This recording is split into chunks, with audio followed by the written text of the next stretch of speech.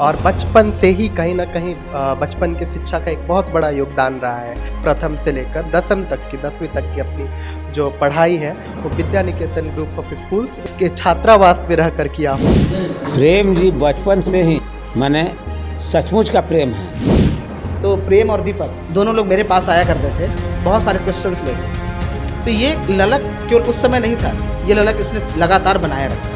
प्रेम हर event में participate करता था और एक संस्कारी बालक के रूप में अपने क्लास में पहचान बनाना और हर इवेंट में ये फर्स्ट पोजीशन, फर्स्ट रैंक लाता था। जी नमस्कार, मैं हूं विपुल कुमार और आप देख रहे हैं SBN नेटवर्क। अगर आप सच्ची लगन और निष्ठा के साथ कोई भी काम करेंगे तो सफलता हर हाल में मिलती है। और ऐसे ही एक शख्सियत हमारे सामने है जो पिछली बार भी UPSC क्रैक किए और इस बार भी UPSC में इन्होंने परचम लहराया है। ये हमारे सामने है डॉक्टर प्रेम। डॉक्टर प्रेम जी, आपको बहुत बहुत बधाई हो। धन्यवाद के लिए। सफर की शुरुआत कैसे हुई डॉक्टर प्रेम जी? देखिए, ये सफलता तो मुझे हाल-फिलहाल के 2-3 सालों में ऐसा लगता है कि मिली है, बट ये सच्चाई नहीं है। ये एक बहुत लंबा सफ़र है। मैं ग्राम जमुहारा, दाऊदनगर, औरंगाबाद डिस्ट्रिक्ट बिहार का निवासी हूँ और बचपन से ही कहीं न कहीं बचपन की शिक्षा का एक बहुत बड़ा योगदान रहा है। इसके लिए मैं क्लास 1 से लेकर प्रथम से लेकर 10वीं तक की अपनी जो पढ़ाई है वो Vidya Niketan group of schools, उस समय जब मैं पढ़ता था तब ये विद्या निकेतन था, मैं इसके छात्रावास में रह कर किया हूँ। 10 साल का मेरा शिक्षा और अनुशासन, संस्कार जो भी आज मुझे मिला, जो मुझे आज के रिजल्ट को पाने में मदद किया, काफ़ी योगदान रहा है। और ख़ास करके श्री सुरेश गुप्ता सर जो इस शहर के शिक्षा पुरुष हैं, ठीक, उनका बहुत बड़ा रोल रहा।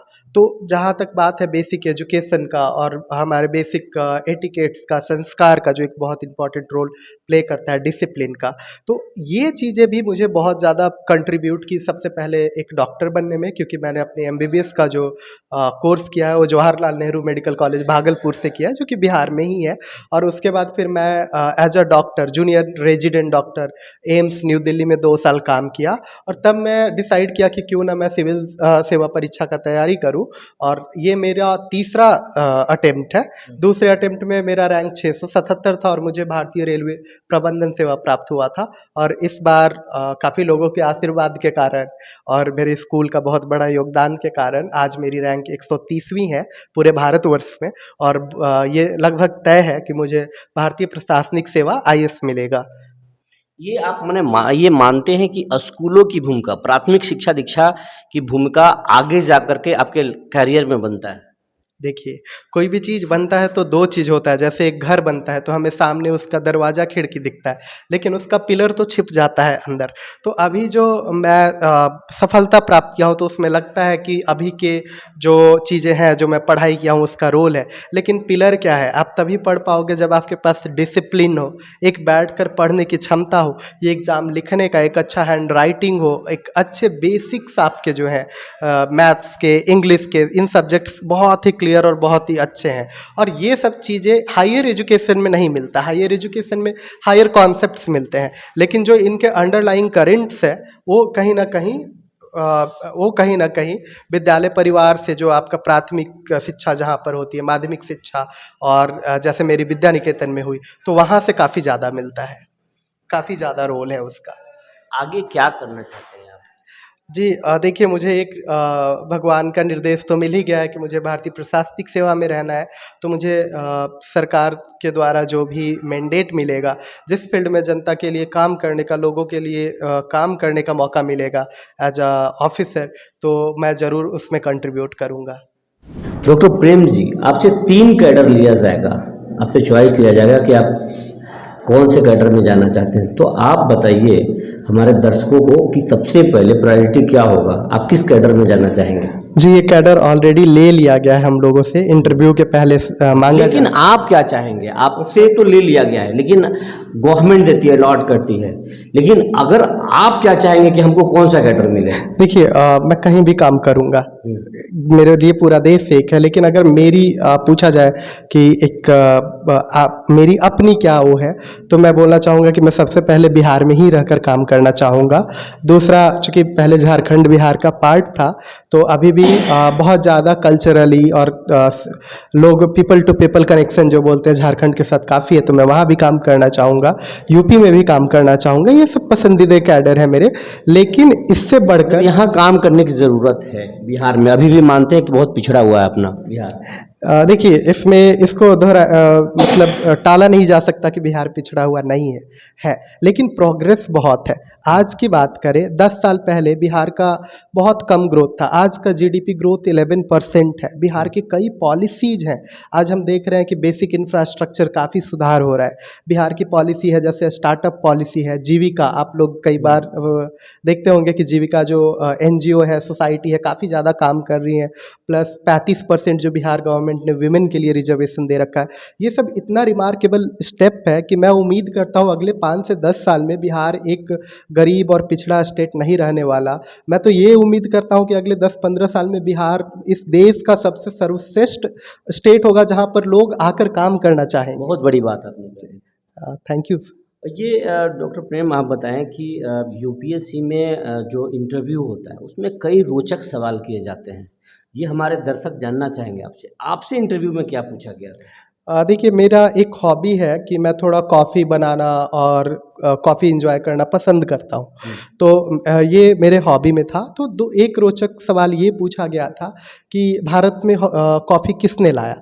तो उसकी कहानी ये है कि एक बाबा बुदान थे, वो गए थे हज पे, और जब वो लौट रहे थे उस टाइम कॉफ़ी बहुत, उसका सीड जो था, बीज था, वो एकदम ही छिपा कर रखते थे वो देश वाले। इथोपिया में उसकी खोज हुई थी, तो वो किसी को विदेशी को नहीं देते थे। इन्होंने वहाँ से 7 बीज चुपके से चुरा कर लाया और इंडिया में लगाया, और आज कॉफ़ी इतना होता है हमारे इंडिया में, लगभग 4 लाख टन हम लोग हर साल बाहर विदेश को बेचते हैं। काफ़ी अच्छा डॉलर हम लाते हैं कॉफ़ी के वजह से। तो एक सवाल ये पूछा गया था। दूसरा सवाल ये पूछा गया था कि मेडिकल से पूछा गया था कि हमारे देश में टीबी का क्या सिचुएशन है, जो बीमारी होता है ट्यूबरकुलोसिस, और एज अ डीएम आप उसको कैसे ठीक करेंगे अपने डिस्ट्रिक्ट में। तो उसमें बहुत सारे फॉलोअप क्वेश्चन भी थे। मैंने बोला था कि सर 500 रुपये ऑलरेडी बिहार सरकार देती है लोगों को, तो बोलते हैं वो कि 500 रुपये के तो दारू पी जाते हैं बिहार में लोग दवा के बदले, तो उसको कैसे ठीक करोगे। तो ऐसे ऐसे बहुत सारे रोचक सवाल भी थे जिसमें एक अच्छा आंसर एक्सपेक्टेड था। डॉक्टर प्रेम, आप ये लोगों को बताएंगे आप कितनी देर पढ़ाई करते थे, और सोशल मीडिया पर आज के बच्चे एडिक्ट होते जा रहे हैं, तो आप सोशल मीडिया पर एक्टिव थे या नहीं एक्टिव थे? अब बच्चों के लिए क्या कहना चाहेंगे? देखिए, जहाँ तक बात है पढ़ाई करने का, आपके पहले प्रश्न का, लगभग मैं 6 घंटे एवरेज पढ़ाई करता था, उससे कम नहीं।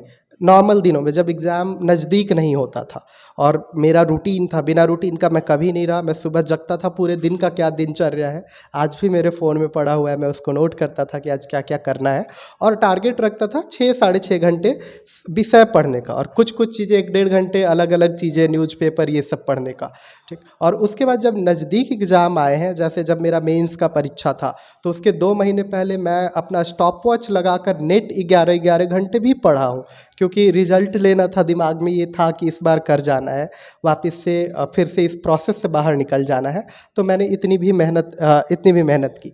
और जहाँ तक आपका दूसरा प्रश्न है कि सोशल मीडिया के यूज के बारे में, तो मैं फेसबुक पे नहीं हूँ, मैं इंस्टाग्राम पे हूँ। मैंने टेलीग्राम का यूज किया है, व्हाट्सएप का यूज किया है, क्योंकि वहाँ से मैं मटेरियल निकालता था। मैंने कोई कोचिंग ज्वाइन नहीं की थी, तो जो मुझे कंटेंट चाहिए होते थे मुझे उनसे मिलता था। लेकिन एज अ क्रिएटर मैं कभी वहाँ नहीं रहा हूँ कि मैं कुछ कंटेंट क्रिएट कर रहा हूँ। रादर एज अ कंज्यूमर और एज अ लर्नर वहाँ पर मैं रहा हूँ कि क्या सीख सकता हूँ यहाँ पर जो कंटेंट्स अवेलेबल है। बच्चों के लिए क्या कहना चाहेंगे जो यूपीएससी करना चाहते हैं, जो मेडिकल निकालना चाहते हैं, जो आईआईटी निकालना चाहते हैं? देखिए, इनके लिए मैं 3 बात इम्पॉर्टेंट बोलना चाहूँगा। सबसे पहले कि जिनमें भी ये ललक है कि मुझे ये करना है, तो पहले रास्ता बनाएँ। जैसे आप घर बनाते हैं तो पहले नक्शा बनाते हैं, तो उसी तरह से जब आपका एक लक्ष्य है तो उसका नक्शा होना चाहिए कि आपके पास साधन क्या है। पैसा कितना लगेगा पढ़ाई में, क्योंकि हम सब जानते हैं आज चीज़ें हैं महंगी, आज चीज़ों में पैसा लगता है, पुस्तक हो, कलम हो, खाना चाहिए, रहना चाहिए, सारा इंटरनेट के चार्जेस चाहिए, तो आज सब कुछ चाहिए। तो आप एक पैसा आपको चाहिए, साथ साथ एक स्ट्रैटेजी चाहिए कि मुझे क्या पढ़ना है, किससे सजेशन लेना है, कोचिंग अगर लेने की ज़रूरत है तो लूँ ना लूँ, तो वो पहले क्लियरली डिफाइन करें, उससे स्टिक करें। और दूसरा, जब आप ये सब करके पढ़ने बैठते हैं तो आप हड़बड़ाए नहीं कि 6 महीने में मैं क्या प्रोग्रेस कर रहा हूँ। मैं तो 1 साल तक मुझ में कोई प्रोग्रेस नहीं था, लेकिन 1 साल जैसे ही मैं सब्जेक्ट क्लियर किया, मेरा प्रीलिम्स क्लियर हो गया था 2020 में। मैं देना होगा, कंसिस्टेंट रहना होगा। SBN नेटवर्क का बहुत बहुत धन्यवाद कि जो आप हमारे विद्यालय तक पधारे।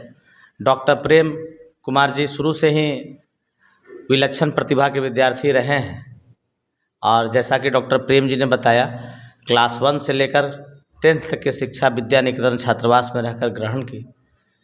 और हमारे विद्यालय का एक थीम था, पंच लाइन है, ज्ञानशील एकता। उसमें हमारे विद्यालय में तरह तरह के सांस्कृतिक गतिविधियां भी कराई जाती थी, बच्चों को स्पोर्ट्स से रिलेटेड भी एक्टिविटी कराई जाती थी, बच्चों के लिए डिबेट कंपटीशन कराया जाता था, साइंस क्विज कराया जाता था। तो एक बच्चों की, हम लोग की एक जो सोच रही है हॉलिस्टिक डेवलपमेंट अप्रोच, उसके तहत प्रेम हर इवेंट में पार्टिसिपेट करता था, और एक संस्कारी बालक के रूप में अपने क्लास में पहचान बनाना, और हर इवेंट में ये फर्स्ट पोजीशन, फर्स्ट रैंक लाता था। और उसी का यह परिणाम है कि प्रेम आज जो है IAS अधिकारी बना, और उस पर पूरे विद्या निकेतन परिवार को आज गर्व है। आपके यहाँ हज़ारों बच्चे जो है शिक्षा ग्रहण करते हैं आनंद प्रकाश जी, बाकी बच्चों को इसी तरीके से डॉक्टर प्रेम की तरह निखारने की कोई मापदंड तैयार करके रखे हैं क्या? देखिए, जैसा कि मैं बताया, हमारा विद्या निकेतन स्कूल आज से 46 साल पहले शुरू हुआ, और हमारे स्कूल का अपना एक करिकुलम है, जो बुक्स हमारे यहाँ चलाई जाती है। बुक्स के अलावा अपने स्कूल का हमारा एक करिकुलम है, उसके तहत हम सभी बच्चों को पढ़ाते हैं, और उस करिकुलम के बहुत सारे पार्ट हैं। सबसे पहला पार्ट तो है कि हम लोग की यह सोच है कि बच्चों को किताबी ज्ञान तक सीमित नहीं रखना, बच्चों को ऑलराउंडर बनाना। ऑलराउंडर बनाने की कड़ी में हमारे यहाँ हाउस कंपटीशन है। हमारे यहाँ बच्चों के लिए, हमारे स्कूल में एक बच्चों के लिए मैगजीन आती है द्रोण नाम से, उसमें हम अपने बच्चों की आर्टिकल पब्लिश करते हैं, ताकि बच्चे जो है अपने आप को निखार सकें, अपने प्रतिभा को दिखा सकें। साथ ही साथ हमारे यहाँ स्मार्ट क्लास की सुविधा है। हम अपने बच्चे को इंटरेक्टिव बोर्ड के माध्यम से डिजिटल एजुकेशन दे रहे हैं। और साथ ही साथ सबसे बड़ी बात क्या है कि हमारे स्कूल में संस्कारयुक्त शिक्षा दी जा रही है, जो आज के बच्चों में हरास होता जा रहा है। संस्कार के साथ शिक्षा हम लोग देने का काम कर रहे हैं। जैसा कि डॉक्टर प्रेम जी ने भी बताया अभी इन अपने संबोधन में कि प्रतिदिन मैं विद्यालय आता था, और विद्यालय में मैं प्रतिदिन गुरुजनों का चरण स्पर्श करता था, और वही चरण स्पर्श, वही प्रणाम जो है हमारा परिणाम बदल दिया है, और बहुत सारी दुआएं मिलकर भाग्य का निर्माण करती है। तो डॉक्टर प्रेम जी ने जो बातें कही कि मैं अपने आप को इतना लकी हूँ, यह लकी का परिणाम है कि मेरे पास बहुत सारे बड़ों का आशीर्वाद था, और यह आशीर्वाद, यह संस्कार, यह अनुशासन उन्हें विद्यालय से मिला है। ये अगली कड़ी में हम लोग कैरियर अवेयरनेस सेमिनार कराते रहते हैं गुरु मंत्र के नाम से। बीच बीच में जो है अपने विद्यालय के अलुमनाई या उस फील्ड के एक्सपर्ट को बुलाते हैं, और क्लास 6 से ही ये इवेंट हमारा चलता है, ताकि स्कूल में पढ़ने वाले बच्चों के अंदर एक लक्ष्य का निर्धारण बहुत ज़रूरी है। तो बचपन से ही अगर आपके अंदर लक्ष्य का निर्धारण हो जाए कि आपको किस फील्ड में जाना है, क्या करना है, तो वो बच्चे जाकर आगे बहुत अच्छा करते हैं। और प्रेम ने एक बहुत अच्छी बातें बताई थी कि मैं जब स्कूल में पढ़ता था, तो स्कूल में ही हमारे टीचर्स जो है IAS के बारे में, IPS के बारे में, IFS के बारे में क्या होता है जिक्र करते हैं।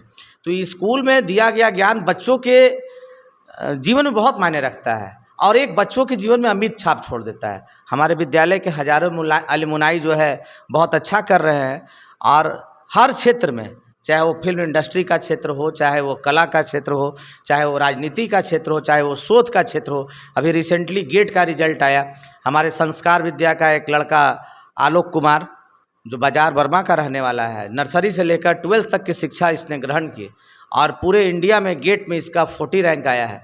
तो इस तरह से हमारे स्कूल के हजारों बच्चे बहुत अच्छा कर रहे हैं, और हम लोगों की सोच है कि हर बच्चा डॉक्टर प्रेम की तरह बने, और अपने विद्यालय का नाम, अपने क्षेत्र का नाम, अपने परिवार का नाम रोशन करें। विनय प्रकाश जी, आप तो स्कूल परिवार से जुड़े हुए हैं और टेक्निकल एडवाइज़र हैं। आज गौरव का पल है कि आपके स्कूल के जो पूर्ववर्ती छात्र हैं वो यूपीएससी क्रैक किए हैं, उनको आईएएस मिल गया है।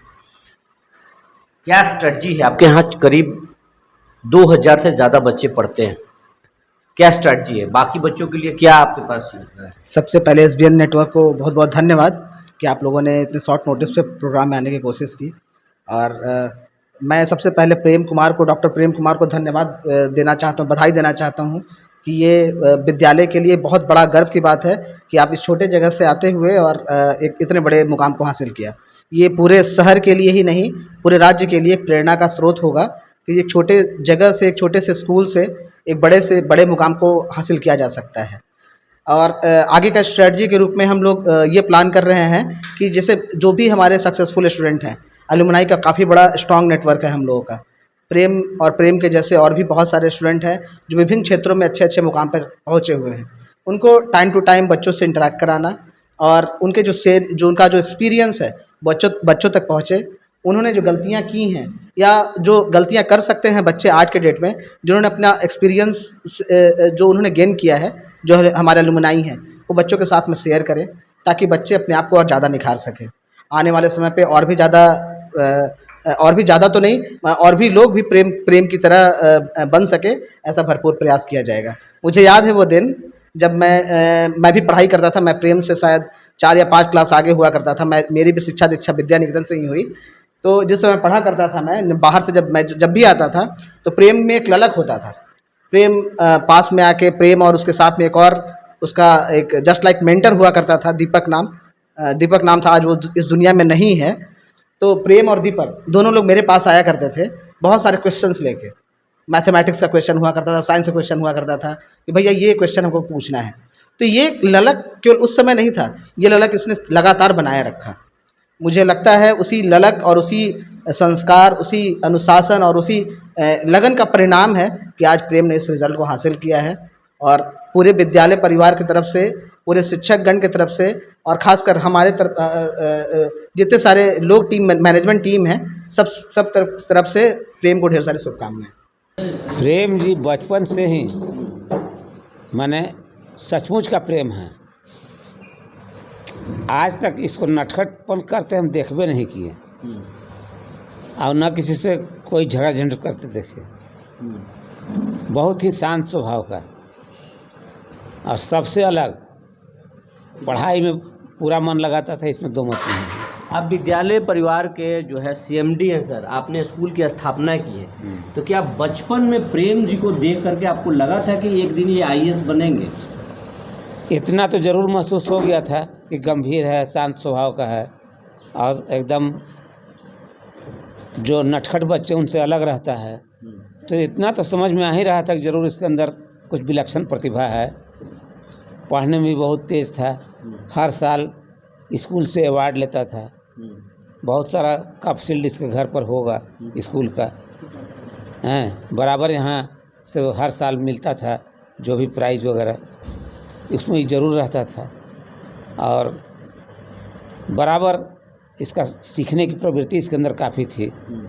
हॉस्टल में कुछ स्कूल के शिक्षक बाद में भी आते थे सुबह शाम पढ़ाने के लिए, रात्रि में पढ़ाने के लिए, तो उनके पास भी बैठ करके तरह तरह का सवाल करना, पूछना, जानकारी। Vidya Niketan group of school के डिप्टी सीईओ हैं हमारे साथ, इंजीनियर विद्यासागर जी। विद्यासागर जी, बहुत बहुत स्वागत है आपका हमारे चैनल। धन्यवाद, आपको भी बहुत बहुत बधाई। अपने ज़िले के प्रेम कुमार जो आईएएस ऑफिसर बनने वाले हैं, उनका चयन हो चुका है आईएएस में। आपको भी काफ़ी इसके लिए ढेर सारी शुभकामनाएं।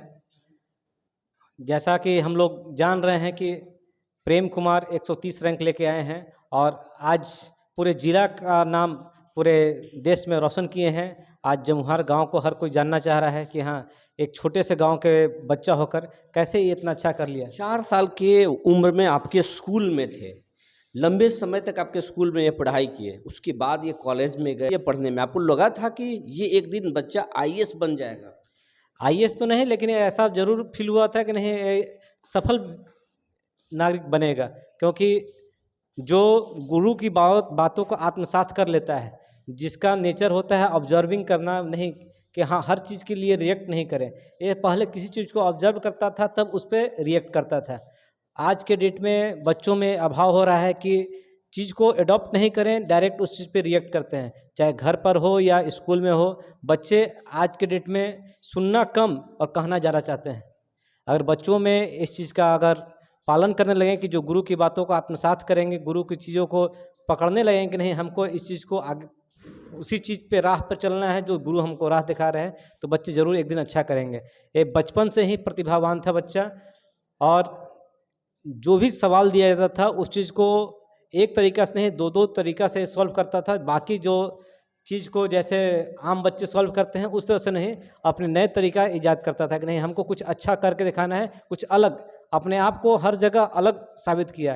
ये बचपन से ही क्लास टॉपर, फिर स्कूल टॉपर, अपना एक अलग मुकाम हासिल किया है IAS ऑफिसर के रूप में। बात करने के लिए बहुत बहुत